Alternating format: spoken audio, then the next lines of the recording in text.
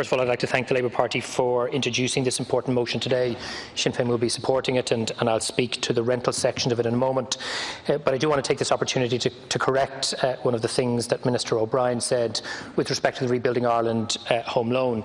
He said there is no blanket ban on drawdowns, and he's not correct. Today I received a parliamentary question from his department. I'm happy to share it with him, and it confirms that a circular was issued by his department to local authorities on the 6th of July.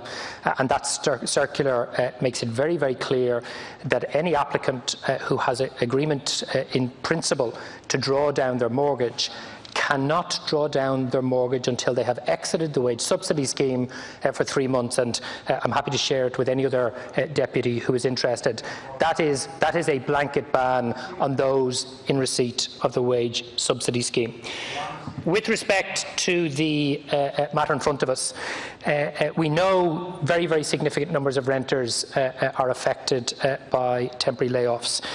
To try and establish some sense ourselves, Sinn Féin launched an online survey for renters over a month ago. About 1,000 renters right across the state responded.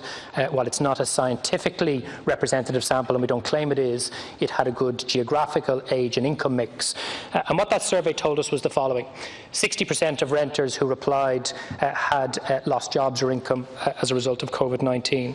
55% of them spoke to their landlord about some form of debt relief, and 40% found their landlords helpful, and 40% found their landlords unhelpful. Interestingly, 58% of respondents had never heard of the COVID-19 rent supplement payment, and that's one of the reasons why the take-up is so low, because the Department of Social Protection has not been advertising this support, unlike the other supports.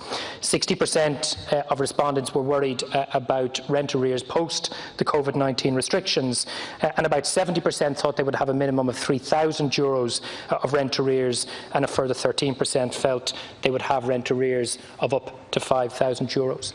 Our view is very simple. The Minister, as a matter of urgency, must extend the ban on rent increases on notice to quit and evictions.